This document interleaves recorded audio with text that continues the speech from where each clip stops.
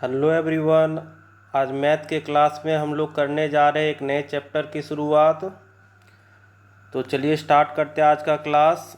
तो ये रहा हमारा पहला क्वेश्चन। एक कमरे का जो लंबाई है ये 12 मीटर है, चौड़ाई 9 मीटर दिया गया है और ऊंचाई 12 मीटर दिया गया है। अब इसमें रखे जाने वाले सबसे लंबे बांस की लंबाई हम लोगों को ज्ञात करनी है। तो एक कमरा अगर हम लोग देखें इस तरह से होगा, घनाभाकार होगा। इस तरह से पिक्चर आप लोग देख लीजिए। इस तरह से हम लोग एक कमरे का तस्वीर बना लिए, पिक्चर ड्रॉ कर लिए।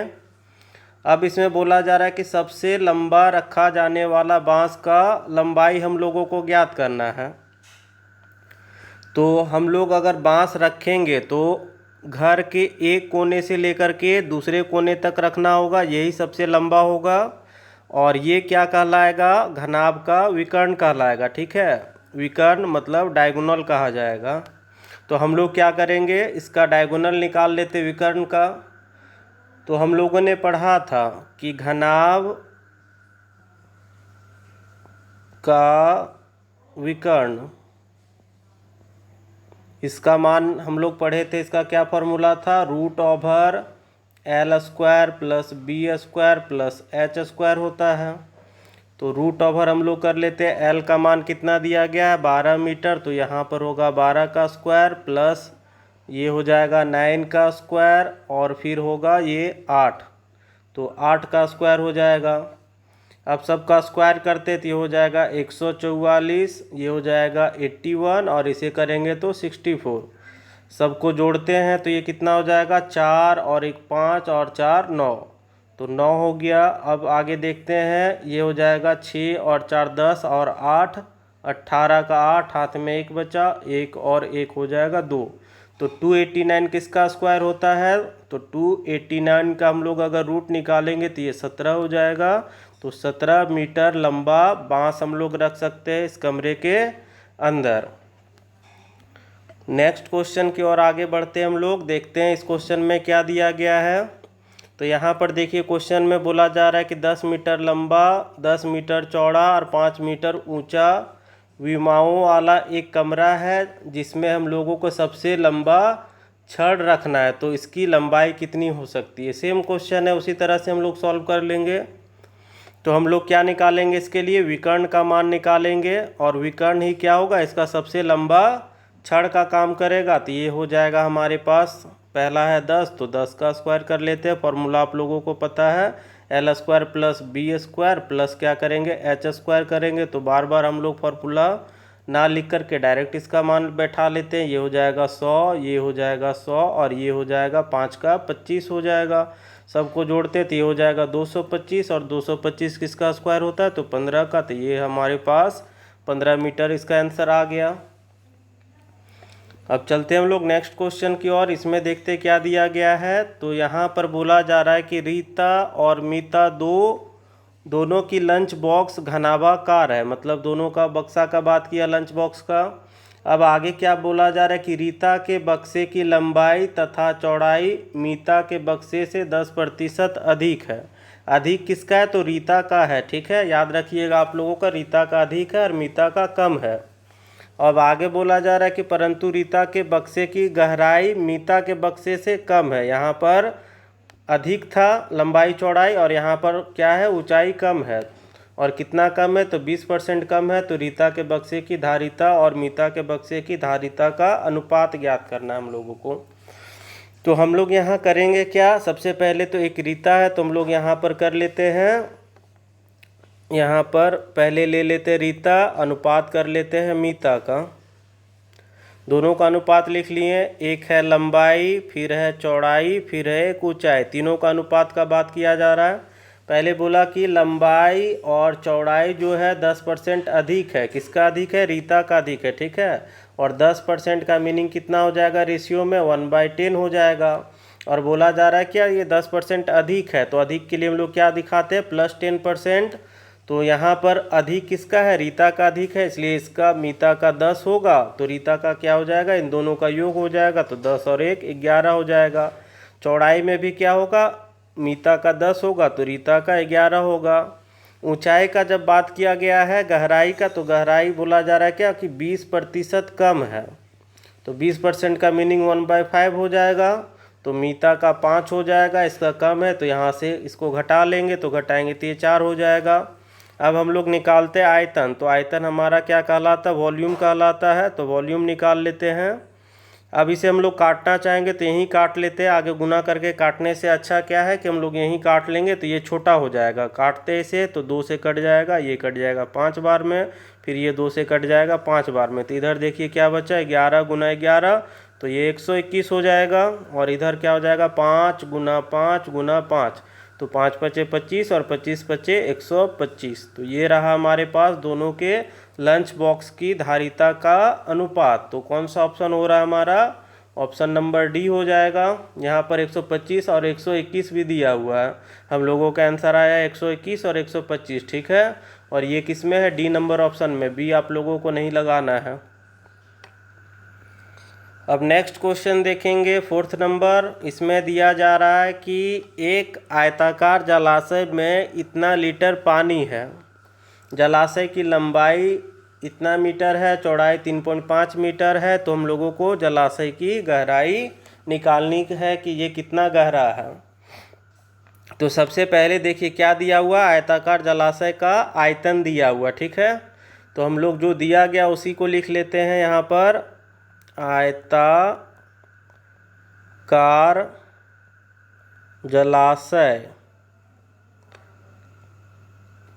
का ये धारिता दिया हुआ है, मतलब ये क्या हो जाएगा, आयतन हो जाएगा, ठीक है। ये हो गया 42,000 लीटर है। तो हम लोग क्या करेंगे, इस लीटर को बदल लेंगे किस में, मीटर क्यूब में बदल लेंगे, क्योंकि लंबाई चौड़ाई सारे क्या हैं मीटर में। तो हम लोग इसे क्या करेंगे, 4200 को 1000 से डिवाइड कर लेंगे, तो ये आ जाएगा हमारा, डिवाइड करने से 3 जीरो कट जाएगा, 3 जीरो ऊपर नीचे, तो ये हो जाएगा 42 मीटर क्यूब, ये हो जाएगा इसका आयतन का मान। अब हम लोग क्या बैठा सकते हैं, आयताकार जलाशय का जो आयतन है इसका फॉर्मूला क्या होता है, लंबाई गुना चौड़ाई गुना ऊंचाई होता है, LBH होता है। तो लंबाई का मान कितना है हमारे पास, 6 मीटर है, चौड़ाई है 3.5 है, और ऊंचाई हमें नहीं पता, यही निकालना है गहराई का मान। ये 42 हो गया, पॉइंट हटा लें तो यहाँ पर 10 हो जाएगा। अब इसे काटेंगे तो 5 से काट सकते हैं 7 बार में, और ये कट जाएगा 2 बार में, फिर इस 2 से काट लेते इसे तो ये कट जाएगा 3 बार में। 7 से अगर काटेंगे तो ये 7 छक 42, 3 से अगर काटेंगे तो ये कट जाएगा 2 बार में। तो गहराई का मान कितना आ गया, 2 मीटर हमारे पास आ गया, ये ऑप्शन नंबर ए हो जाएगा। नेक्स्ट क्वेश्चन देखा जाए अब, और अगला क्वेश्चन है हमारे पास 5वां नंबर, और इसमें बोला जा रहा है कमरे की चौड़ाई इसकी ऊंचाई से दोगुनी है तथा लंबाई से आधी है। तो यदि कमरे का आयतन दिया गया 512 मीटर क्यूब, तो कमरे की लंबाई कितनी होगी। तो यहाँ पर देखिए क्या क्या बताया जा रहा है कि लंबाई है, दूसरा चौड़ाई है, और फिर ऊंचाई है, तीनों का हम लोग रेशियो निकाल लेते हैं। बोला जा रहा है यहाँ चौड़ाई जो है ऊंचाई का 2 गुना है, चौड़ाई का बात किया गया, ऊंचाई से 2 गुना है, तो ऊंचाई को 1 ले लेते हैं, तो चौड़ाई कितना हो जाएगा, 2 हो जाएगा। यहाँ पर देखिए इसका ये 2 गुना हो गया। और क्या बोला जा रहा है चौड़ाई के बारे में कि चौड़ाई जो है ऊंचाई से 2 गुना है मगर लंबाई से आधा है, तो आधा करने के लिए हम लोग क्या करते हैं, इसे 4 कर लेते हैं। यहाँ पर आप देखिए चौड़ाई जो है इससे क्या है 2 गुना है, और इसका क्या है ये 4 का ये आधा है। अगर हम लोग 2 से डिवाइड कर लेंगे तो यहाँ पर क्या आ जाएगा, इसका आधा हो जाएगा। तो ये हमारा जो रेशियो था ये सेटिस्फाई हो गया। अब बोला जा रहा है कि कमरे का आयतन दिया गया है, तो कमरे का आयतन क्या होता है, L into B into H होता है, और ये दिया गया है 512। हमारे पास रेशियो में है, तो रेशियो को हम लोग 4 को क्या लिख सकते हैं, 4x लिख सकते हैं, इसे 2x लिख सकते हैं, और इसे क्या लिख सकते हैं, x लिख सकते हैं। तो लंबाई हो गया 4x गुना यहाँ हो जाएगा 2x Guna x equal to 512 हो जाएगा। ये 28 नहीं, ये 2x है। अब इसे काट लेते हैं, ये 2 से कट जाएगा 1 बार में, इसे काटेंगे तो 2 दूनी 4, ये 5 दूनी 10 हो जाएगा और 6 दूनी 12 और काटेंगे तो ये एक बार में कट जाएगा और इसे काटेंगे तो 6 चौक 24 और 4 चौक 16। तो यहाँ एक्स एक्स और एक्स गुना करने से हो जाएगा एक्स क्यूब इक्वल टू 64। अब हम लोग अगर x का मान निकालेंगे तो ये क्या हो जाएगा, ये क्यूब रूट हो जाएगा 64। तो 64 को आप लोग चाहें तो इस तरह से तोड़ के दिखा सकते हैं, 4 भी लिख सकते हैं क्योंकि 4 चौक 16 और 16 चौक 64 हो जाएगा। तो 3 बार 4 है और यहाँ पर क्यूब रूट है तो क्यूब रूट के बदले क्या आ जाएगा, 1 4 निकलेगा। तो यहाँ पर हमारे पास ये देखिए x का मान आ गया 4। अब हम लोगों को निकालना है लंबाई का मान। तो लंबाई कितना है हमारे पास, यहाँ देखिए लंबाई 4x है तो l इक्वल टू 4x और x का मान हम लोग निकाले हैं 4। तो ये आ गया हमारे पास 4 चौक 16 मीटर। लंबाई का मान आ गया 16 मीटर। बी नंबर ऑप्शन हो जाएगा हमारा आंसर। अब नेक्स्ट क्वेश्चन हम लोग देखेंगे, छठा नंबर क्वेश्चन, और इसमें दिया गया है कि 8 मीटर लंबे 7 मीटर चौड़े तथा 6 मीटर ऊंचे डब्बे में 8 सेंटीमीटर लंबा 7 सेंटीमीटर चौड़ा और 6 सेंटीमीटर ऊंचा अधिक से अधिक कितने डब्बे रखे जा सकते हैं। तो यहाँ पर देखिए क्या बोला जा रहा है कि इस तरह से एक बड़ा सा डब्बा है। अब इसके अंदर हम लोगों को छोटा छोटा डब्बा रखना है, ठीक है, छोटा छोटा डब्बा रखना है। तो कितना रख सकते हैं, बड़े डब्बा का जो लंबाई दिया गया है ये 8 मीटर है, चौड़ाई 7 मीटर है और ऊंचाई जो है ये है 6 मीटर का। और छोटे डब्बों का जो दिया गया है लंबाई ये दिया गया है 8 सेंटीमीटर में है, चौड़ाई क्या है ये 7 सेंटीमीटर है और ऊंचाई ये 6 सेंटीमीटर है। तो यहाँ देखिए सारे जो दिए गए हैं ये सेंटीमीटर में और यहाँ पर सारे क्या है मीटर में। तो मीटर को हम लोग क्या करेंगे, सेंटीमीटर में चेंज करेंगे। तो मीटर से सेंटीमीटर में चेंज करने के लिए क्या करेंगे हम लोग, 100 से मल्टीप्लाई। तो ये 8 से कितना हो जाएगा, 800 सेंटीमीटर हो जाएगा। इसी तरह से ये 7 से हो जाएगा 700 सेंटीमीटर और ये 6 से हो जाएगा 600 सेंटीमीटर। अब हम लोगों को संख्या निकालना है। तो आप लोगों को पहले से पता होगा, हम लोगों ने बहुत बार इस तरह के क्वेश्चन किए हैं। संख्या निकालने के लिए क्या करेंगे, डब्बों की संख्या बराबर, तो जो बड़ा है उसे ऊपर रखते हैं, इसका आयतन हो जाएगा LBH हो जाएगा, है ना। बड़े वाले डब्बे का आयतन जो होगा L into B into H होगा। तो L हो गया 800, ये 700 और ये हो जाएगा 600। नीचे में हो जाएगा 8 गुना 7 गुना 6, ये 6 से कट जाएगा, ये कट जाएगा और ये कट जाएगा। तो यहाँ पर बचा कितना, 1 2 3 4 5 6, ये 6 जीरो हो जाएगा। ऑप्शन नंबर सी हो जाएगा हमारा।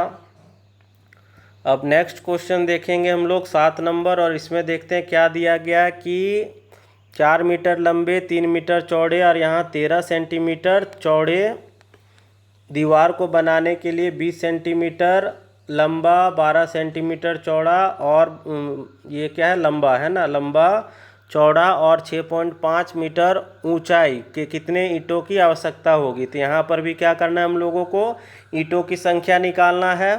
तो ईंटों की संख्या निकालने के लिए आप लोग ध्यान रखिएगा इस बात का कि क्या क्या दिया गया है ना। यहाँ पर देखिए क्या दिया गया, ये लंबाई दिया गया है बड़े वाले दीवार का, मतलब दीवार का दिया गया है 4 मीटर। तो इसे हम लोग क्या कर सकते हैं, 400 सेंटीमीटर। नेक्स्ट यहाँ पर देखिए क्या दिया गया, ऊंचाई ये है कितना, 3 मीटर का। तो इसे लिख सकते हैं 300 सेंटीमीटर। और चौड़ाई क्या दिया गया है यहाँ पर, 13। तो यहाँ पर चौड़ाई का बात करते हैं तो ये 13 सेंटीमीटर में ही दिया है, तो इसे हम लोगों को चेंज नहीं करना है। अब ये तो हो गया किसका, दीवार का। अब यहाँ पर दिया गया है ईंट का। तो ईंट का है लंबाई अगर हम लोग देखेंगे तो ये दिया गया 20 सेंटीमीटर। फिर दिया गया है क्या, चौड़ाई दिया गया है यहाँ पर 12 सेंटीमीटर और ऊंचाई दिया गया है 6.5 सेंटीमीटर।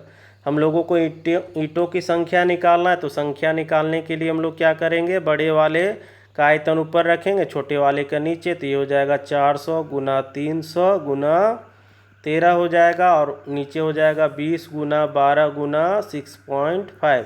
पॉइंट हटाएंगे तो ऊपर में 10 आ जाएगा, 13 बचे 65 कट गया। अब इसे काटेंगे तो ये कट जाएगा 20 से, 20 बार में 400 और अगर काटेंगे हम लोग तो ये कट जाएगा, 6 से काट लेते तो 6 दूनी 12 और 6 से काटेंगे तो 6 पचे 30 और 1 0। इसे काट लेते तो ये कट जाएगा 10 बार में, फिर इसे काटेंगे तो ये कट जाएगा 10 बार में। तो बचा कितना यहाँ पर देखिए, 1 10 2 और ये 3, तो यहाँ पर हो जाएगा 1000। तो 1000 ईंटों की आवश्यकता होगी इस तरह के दीवार को तैयार करने के लिए।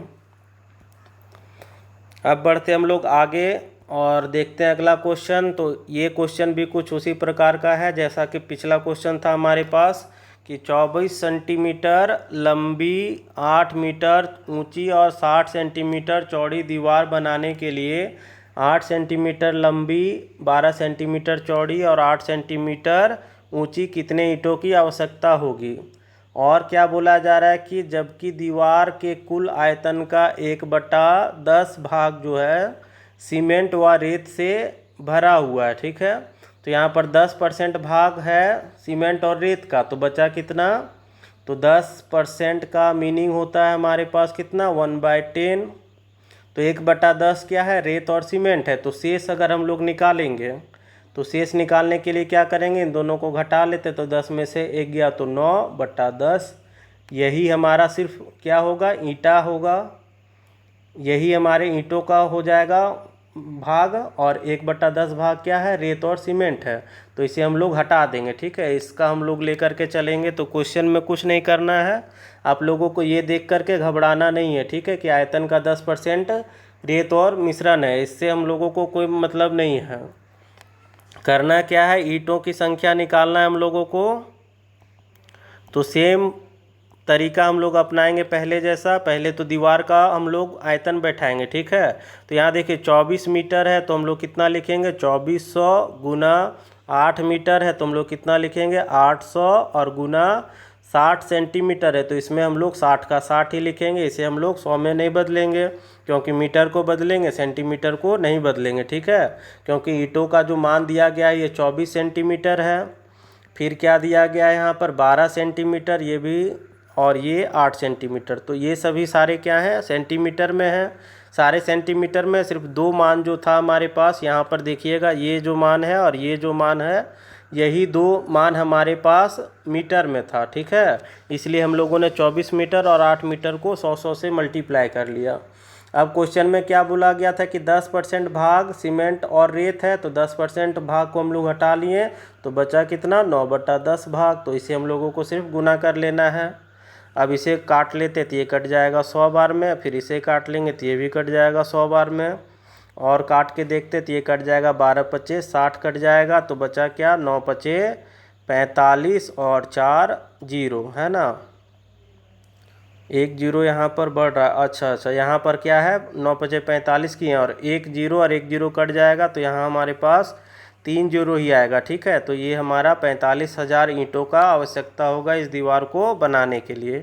तो बन गया हमारा, सिर्फ परसेंटेज जो था 10% उसे हटा दिए, 10% को हम लोग हटा दिए, बाकी बात सारा बन गया हमारा क्वेश्चन। अब अगला क्वेश्चन देखेंगे हम लोग, 9th नंबर क्वेश्चन। तो इसमें दिया गया एक घनाभ के विकर्ण का माप दिया गया है 28 सेंटीमीटर तथा इसके तीनों कोरों की लंबाई दिया गया है 44 सेंटीमीटर। तो इस घनाभ के संपूर्ण पृष्ठ का क्षेत्रफल हम लोगों को निकालना है। तो इसे बनाने से पहले आप लोग थोड़ा सा समझ लीजिएगा, ये क्वेश्चन बनाना बहुत ही ईजी है, 1 सेकंड में बन जाएगा, 1 से 2 सेकंड में। तो यहाँ पर हम लोग सिर्फ इसे समझ लेते हैं कि इसे करना कैसे है, बाकी बात आप लोगों को तुरंत बन जाएगा। दिया गया है विकर्ण का मान, तो आप लोगों को याद होगा कि घनाभ के विकर्ण का मान क्या होता है, L² plus B² plus H², ठीक है। अगर D का मान निकालते हैं तो ये होता है √अंडर इतना होता है। तो अगर हम लोग L² plus B² plus H² करें तो विकर्ण का भी क्या हो जाएगा, यहाँ पर D² हो जाएगा, क्योंकि रूट को हम लोग क्या करते हैं, इधर भेज देते हैं। तो रूट को इधर भेजे तो ये स्क्वायर में बदल जाएगा। तो यहाँ पर हम लोगों का मान क्या आ जाएगा, L² plus B² plus H² बराबर 28 का स्क्वायर निकल जाएगा। ये चीज़ आप लोगों को समझ में आ गया। अब क्वेश्चन में देखते हैं इनके तीनों कोरों की लंबाई का योग 44 है। तो तीनों कोर का लंबाई का योग मतलब L plus B plus H, यही तीन कोर होता है हमारा घनाभ का, और इनका योग दिया गया है 44 सेंटीमीटर दिया गया। अब आगे हम लोगों को निकालना क्या है, घनाभ के संपूर्ण पृष्ठ का क्षेत्रफल। तो अगर आप लोगों को याद होगा कि घनाभ, यहाँ पर हम लोग बनाते हैं घनाभ के संपूर्ण पृष्ठ क्षेत्रफल, ये क्या होता है, तो ये होता है 2 गुना l b plus h l plus h l, लंबाई गुना चौड़ाई, चौड़ाई गुना ऊंचाई और ऊंचाई गुना लंबाई, यही होता है इसका फॉर्मूला। अब हम लोग क्या करेंगे, यहाँ पर ये जो मान दिया गया है L plus B plus H, ये है बराबर 44 है। अब हम लोग दोनों साइड में क्या करते हैं, स्क्वायर करते हैं। स्क्वायर करते हैं तो यहाँ पर क्या हो जाएगा, a प्लस, ये याद होगा आप लोगों को, अगर नहीं याद होगा तो देख लीजिएगा, a plus B plus c का होल स्क्वायर बराबर क्या होता है, a square plus B square plus C square, plus होता है 2ab plus b c plus c a होता है, यही फॉर्मूला होता है ना। तो हम लोग क्या करेंगे, a plus B plus c का होल स्क्वायर पर तोड़ते हैं तो ये हो जाएगा a square plus B square plus C square के जगह पर यहाँ पर हम लोगों को l का मान बैठाना है ना, ए बी सी का नहीं बैठाना है हम लोगों को। यहाँ लेते हैं, क्या हो जाएगा, L square plus B square plus H square plus 2LB हो जाएगा प्लस BH हो जाएगा प्लस HL हो जाएगा, है ना, ये HL हो जाएगा बराबर यहाँ पर 44 का स्क्वायर कर लेते हैं। तो यहाँ देखिए L square B square plus H square का मान क्या है, 28 का स्क्वायर है, तो यहाँ पर कर लेते हैं 28 का होल स्क्वायर प्लस 2, यहाँ पर हो गया LB BH और HL बराबर 44 का होल स्क्वायर। अब यहाँ पर डिजिट है, यहाँ डिजिट है, तो एक तरफ लेकर के जाते हैं, इसे हम लोग इधर रखते हैं, तो 2 into LB plus BH plus HL बराबर हो जाएगा यहाँ पर 44 का स्क्वायर माइनस 28 का स्क्वायर हो जाएगा। तो अगर आप लोगों को 44 का स्क्वायर याद है और 28 का स्क्वायर याद है, तो दोनों का मान बैठाइए और यहाँ पर घटा दीजिए, आप लोग का आंसर आ जाएगा। अगर स्क्वायर याद ना है तो हम लोग क्या करते हैं, यहाँ पर आप लोगों को याद होगा जो फार्मूला हम लोग इस्तेमाल करते हैं, a square minus b square equal to एक बार ए प्लस बी और एक बार क्या करते हैं, ए माइनस बी करते हैं। तो ए के जगह पर 44 है तो 44 प्लस 28 कर लेंगे एक बार, और एक बार करेंगे 44 माइनस 28 कर लेंगे। अब गुना इन दोनों को जोड़ते हैं तो 8 और 4 हो जाएगा 12, और 4 और 2 6 1 7 हो जाएगा, इनटू इन दोनों को घटाते 14 में से 8 गया तो 6, और यहाँ हो जाएगा 3 में से 2 गया तो 1। अब गुना करते तो 16 दूनी 32 का 2, हाथ में बचेगा 3, और 16 सत्ते 112, 100 हाथ में 3 था तो 115, तो यहाँ पर आ गया 1152 सेंटीमीटर स्क्वायर, ये हमारा आ गया आंसर। तो ऑप्शन नंबर हमारा हो जाएगा बी। तो ये था बहुत बड़ा क्वेश्चन, हम लोगों ने डिटेल से जब निकाला तब। अगर हम लोग इसी को शॉर्टकट में बनाएंगे तो आप लोगों को ध्यान क्या रखना है कि जब हम लोगों का दिया हुआ विकर्ण का माप दिया गया है और तीनों कोरों का लंबाई का योग दिया गया है, निकालना है संपूर्ण पृष्ठ का क्षेत्रफल, तो क्या करना है हम लोगों को, यहाँ पर देखिए डायरेक्ट क्या निकला, यहाँ पर देखिए 44 है तो यहाँ पर 44 का स्क्वायर, और यहाँ 28 है तो यहाँ पर 28 का स्क्वायर। मतलब क्या करना है, तीनों कोरों की लंबाई का योग का स्क्वायर माइनस क्या करना है, यहाँ पर जो निकला विकर्ण के स्क्वायर का हम लोग दोनों घटा देते हैं और डायरेक्ट आंसर आ जाएगा हमारा। आप लोग इसे सब कोई बना लीजिए कॉपी में। इसे देखिए अगर डायरेक्ट बनाना होगा तो कैसे करेंगे हम लोग, तो करना क्या है हम लोगों को, संपूर्ण पृष्ठ का मान क्षेत्रफल निकालना है, तो डायरेक्ट हम लोग बनाएंगे संपूर्ण पृष्ठ का क्षेत्रफल। तो यहाँ पर क्या करेंगे हम लोग, जो तीनों कोरों की लंबाई का योग रहेगा इसका हम लोग कर लेंगे 44 का स्क्वायर माइनस विकर्ण के माप का जो दिया गया है इसके स्क्वायर का हम लोग घटा लेंगे। तो यहाँ पर हम लोग डायरेक्ट क्या कर सकते हैं, 44 + 28, और एक बार कर सकते हैं 44 - 28। तो यहाँ पर हो जाएगा जोड़ने के बाद ये 72, और ये हो जाएगा 16, गुना करेंगे तो ये हो जाएगा 16 दूनी 32, और 112 और 1 3 115। तो देखिए यहाँ पर डायरेक्ट हमारा 1 से 2 सेकंड में क्वेश्चन बन जाएगा।